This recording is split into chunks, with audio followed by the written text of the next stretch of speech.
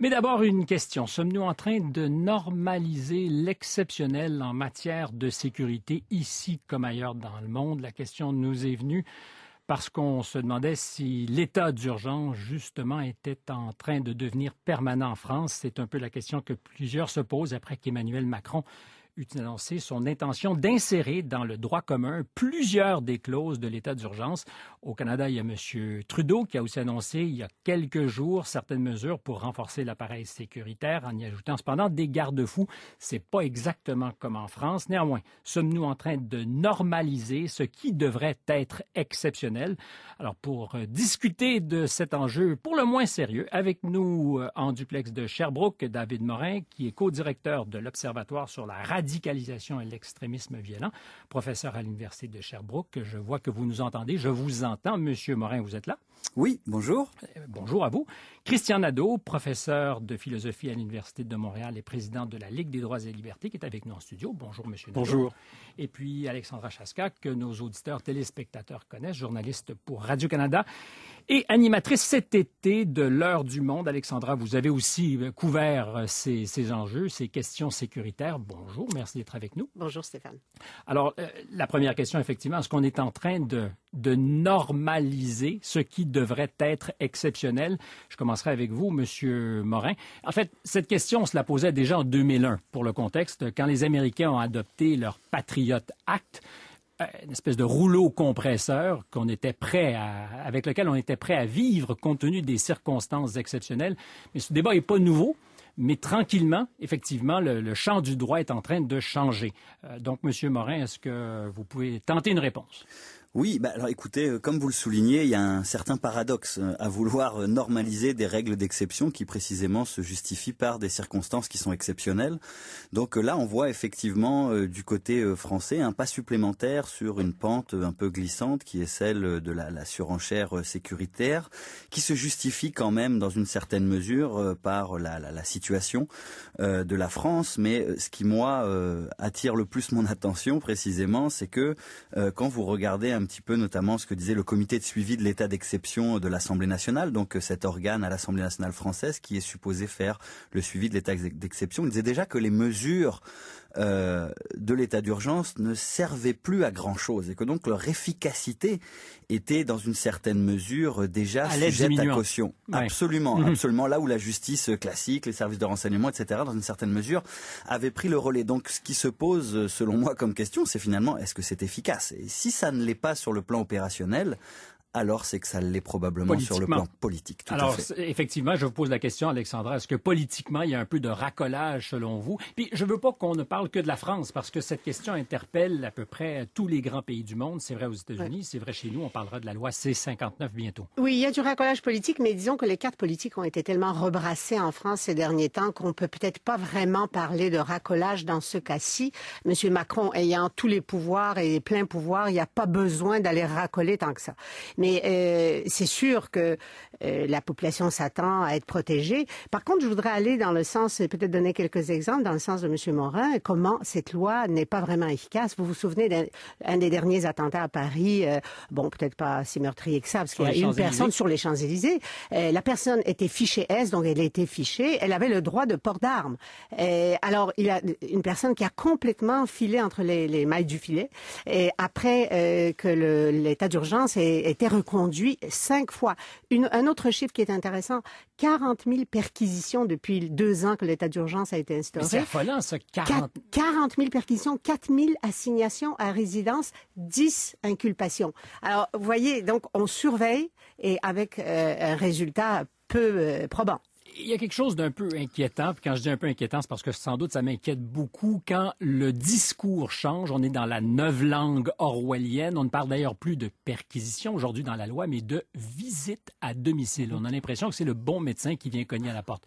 Ça vous inquiète, vous, Oui, Nadeau? surtout lorsqu'on parle d'efficacité, on peut remettre en question l'efficacité effectivement de telles mesures. En même temps, ce qui est fascinant, c'est de voir qu'il y en a une malgré tout, mais qui n'est pas celle qui est préconisée.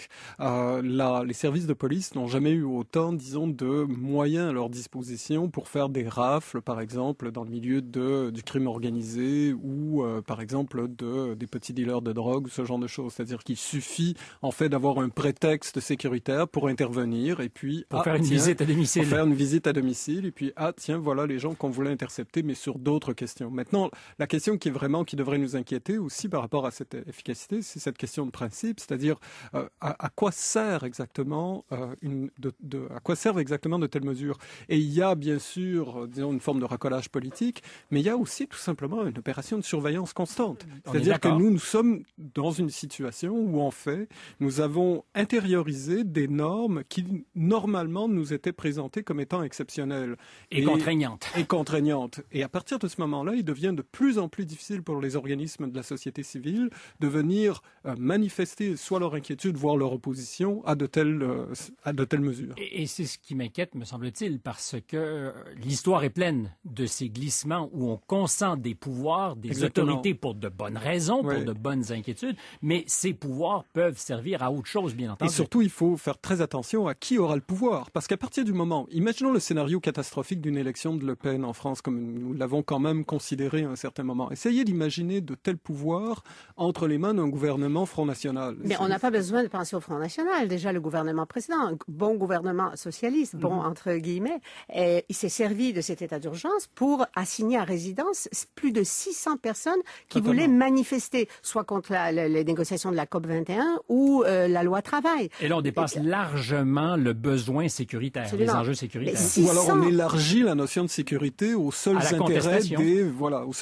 des élites en place. Mais le résultat nous saute aux yeux. Je veux dire, il ne faut pas être angélique. C'est sûr qu'on vit dans une situation exceptionnelle, à la situation exceptionnelle, des mesures exceptionnelles. Moi, je vais vous donner une citation de François Fillon, le malheureux candidat des Républicains à la présidence de la France, qui a dit après l'attentat de Nice, quand on a interdit des rassemblements populaires après dans différentes villes de France, dans les semaines qui ont suivi, il a dit mais on ne peut pas s'amuser, on ne peut pas faire la guerre et faire la fête en même temps. Oui, on ne badine pas avec cette guerre, donc on ne peut pas en même temps être joyeux, mais déjà, on met en suspens ce que c'est que de vivre collectivement. Alors, il y a un paradoxe intéressant, puis je vous demanderai à vous, peut-être, M. Morin, de commenter, parce que c'est justement le nouveau président, M. Macron, la veille, je pense, du premier tour des élections, lorsqu'il y avait eu un attentat sur un policier sur les Champs-Élysées, qui a fait un commentaire à l'époque très critiqué.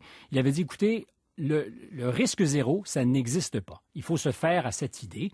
Nous vivons en démocratie. On ne peut pas absolument empêcher toute forme de débordement sécuritaire. Donc, dans le fond, il nous faisait l'idée qu'il faut accepter de vivre avec une part de risque, ce qui est tout à fait légitime. Aujourd'hui, cette nouvelle loi donne l'impression qu'il a un peu changé d'opinion et qu'on peut garantir la sécurité, M. Morin.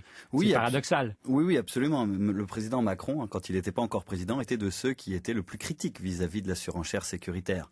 Et donc c'est pour ça qu'aujourd'hui, effectivement, on peut penser que cette volonté de montrer qu'on a une loi qui intègre des éléments de l'état d'exception dans le droit commun français lui permet de dire je ne prends pas la question de la sécurité je ne la prends pas à la légère. Et donc je montre que je suis un président en situation de pouvoir et qui rassure dans une certaine mesure son opinion publique. Moi, les éléments qui me posent problème quand même toujours dans cette loi-là, évidemment, c'est la question de la justice pénale qui, précisément, en principe, se repose sur la précision, sur des preuves, etc. Là, on élargit ça à des soupçons. Et surtout, et ce qui est dérangeant, évidemment, comme le disaient tout à l'heure mes collègues à Montréal, c'est que quand on donne plus de pouvoir aux policiers, quand on donne plus de pouvoir aux services de renseignement, il faut aussi renforcer les contre-pouvoirs. Il faut aussi contrebalancer. Absolument, pour éviter les abus. Et on l'a vu, écoutez, il n'y a pas si longtemps avec la commission ici au Québec sur la question des écoutes journalistiques. Quand vous donnez trop de pouvoir et qu'il y a moins de contrôle, les policiers, parce qu'ils sont sous pression, notamment sur la question de la lutte antiterrorisme, qui met une pression colossale sur les services de police, peuvent en abuser. Ils sont tenter parfois d'en abuser pour essayer d'aller au plus court et d'obtenir des résultats parce qu'en plus, si jamais ils n'arrivent pas à prévenir des attentats, ils se le font reprocher. Donc on est dans une situation un petit peu effectivement hallucinante et à terme, à mon avis, un des problèmes majeurs pourrait être le risque de ciblage. Alors, je ne veux pas qu'on en fasse un enjeu que français, parce qu'il y a aussi des enjeux québécois, canadiens, mais il reste que dans ce qui se dessine en France, le processus normal de la justice, dans certains cas, est littéralement court-circuité et on crée ces espèces de procureurs spéciaux en marge de la justice qui sont là pour justement autoriser, et si vous me pardonnez l'expression, même fast-tracker certaines décisions ou volontés de la police. En fait, c'est le modèle américain qui est en train de se généraliser, et puis on se retrouve devant ce scénario où, au contraire, les vraies raisons du problème sécuritaire ne sont jamais véritablement interrogées. On continue à vendre des armes à l'étranger, on continue à financer des pays qui posent là, vous très aurez une boîte sérieux, de Pandore, vous en êtes conscient. Et on se retrouve devant un scénario où, en fait, les vraies causes du problème du terrorisme ne sont pas abordées. L'autre chose aussi... C'est plus simple de s'attaquer aux symptômes. Voilà. Et l'autre chose qui est importante de noter aussi, c'est que derrière ça, en fait, il y a une crise politique. C'est-à-dire que ce qu'on remet en cause, d'une certaine manière, c'est le parlementarisme. Ce qu'on remet en cause, c'est l'idée selon laquelle les décisions publiques sont le fait d'une entité collective et non pas simplement d'un pouvoir exécutif qui serait confié entre les mains de quelques personnes. Mais il y a d'ailleurs une glorification de plus en plus dans le discours politique des pouvoirs présidentiels, de cette espèce de virilité, si vous me pardonnez l'expression présidentielle, comme si le parlementarisme, c'était une formule un peu molle pour répondre à l'ère du temps. Mais là, dans le cas de la France, c'est assez particulier parce que c'est le nouveau président, c'est la Macronie, là. C'est vraiment, c'est français, mais c'est aussi... J'aimerais bien qu'on la définisse d'ailleurs, cette Macronie. La Macronie, je veux dire, c'est ça, c'est un pouvoir, des pouvoirs renforcés au président et au détriment du pouvoir législatif. Mais il n'y a pas que ça, c'est ça. On assiste à si vous voulez, un brouillage de séparation de pouvoir. Le pouvoir judiciaire qui devrait être indépendant, ici, dans cette nouvelle loi déposée le 22 juin à Paris, est clairement mis de côté. Mais il faut quand même, on dit, il n'y a pas que la France, et il y a quand même des traditions d'autres pays européens. Bon, je ne connais pas les traditions dans tous les pays, mais si on regarde le pays qui résiste le plus à ce genre de dérive autoritaire, c'est quand même l'Allemagne. L'Allemagne qui pourtant a reçu 1 million de réfugiés, qui auraient eu tous les droits de renforcer ces pouvoirs-là, mais bien au contraire. Mais il faut se rappeler qu'il y a une histoire. Hein. Les pays sont ancrés dans l'histoire. Là, vous avez un pays qui a connu qui a un double héritage négatif à cet effet, c'est le fascisme et la Stasi. Alors évidemment, il faut se rappeler que toute cette histoire de l'état d'urgence ou l'état d'exception, en fait, son paradigme, si vous voulez, théorique ou intellectuel, c'est la République de Weimar. C'est-à-dire, c'est au moment de la crise de la République de Weimar que se sont imposées ces mesures qui graduellement ont donné lieu à l'abandon de la démocratie. Hitler, oui. Revenons peut-être aux enjeux canadiens de tout ça, parce que ça a été assez discret, le débat sur C-59, qui est une vision revue, corrigée de C-51, qui avait fait beaucoup parler. C'est un projet de loi qu'avaient proposé les conservateurs de M. Harper, qui visait justement, comme C-59, à renforcer les moyens, la disposition des forces de sécurité.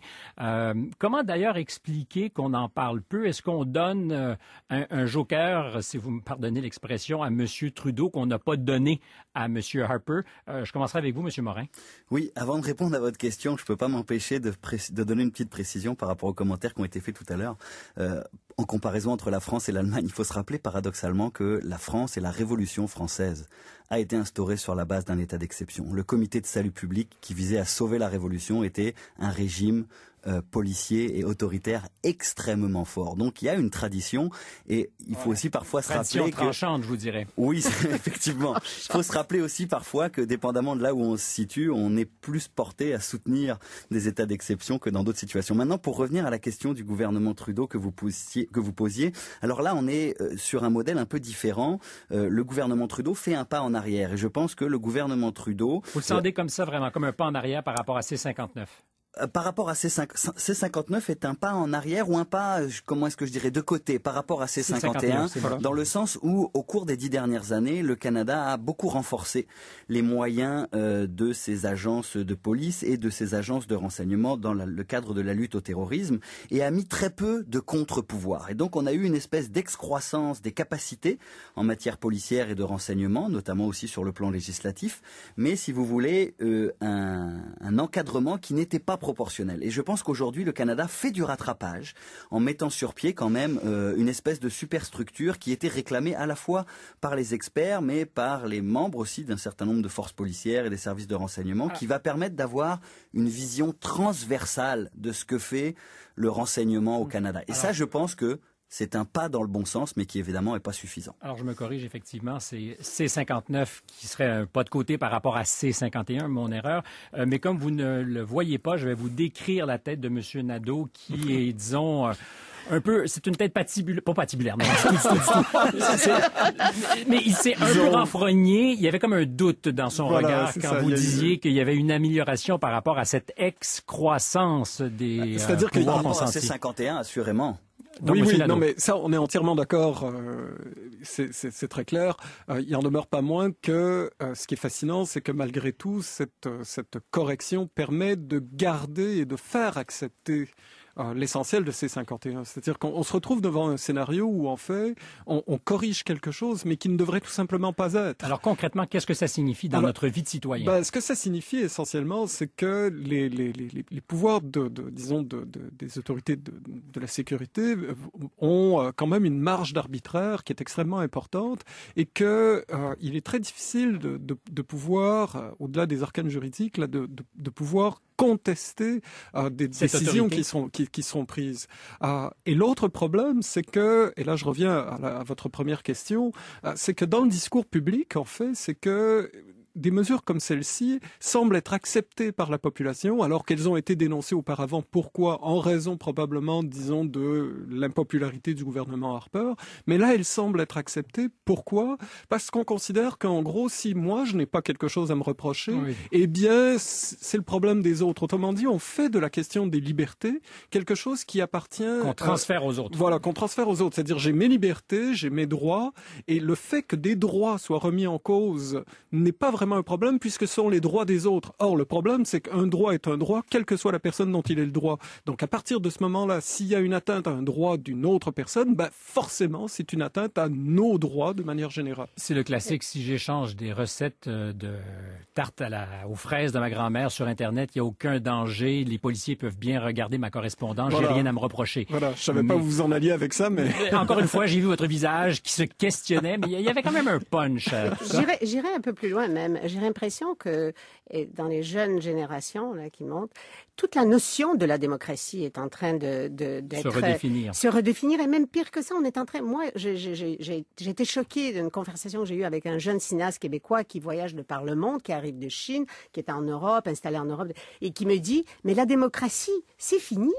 Et ça n'existe plus, la démocratie. C'était une évidence. Et comme si on n'en avait plus besoin. Oui. C'est ça qui est inquiétant. Alors, en Chine, vous voyez, en Chine, ça se développe... On a les médias sociaux, après tout. Pourquoi la démocratie? Voilà. Alors, il me donne l'exemple de la Chine, où la question de la démocratie se discute, mais en attendant, on n'est pas prêt à la démocratie. Et les pays africains qui ont la démocratie, c'est des autocraties, finalement, et la corruption, etc. Donc, arrêtez de nous bassiner avec votre démocratie. C'est un peu ce qu'il disait. Alors, je pense qu'on est mal parti pour surveiller ce genre de mesures de plus près. Et c'est sur cette note combien encourageante que nous allons terminer cette conversation. Je remercie à Sherbrooke David Morin, co-directeur de l'Observatoire sur la radicalisation et l'extrémisme violent, professeur aussi à l'Université de Sherbrooke. Christian Nadeau, professeur de philo à l'Université de Montréal, président de la Ligue des droits et libertés. Et celle qui aura eu le dernier mot, mais comme toujours quand je suis avec elle, c'est Alexandra Chaska, journaliste pour Radio-Canada. À vous trois, merci beaucoup. Merci. Merci. Merci.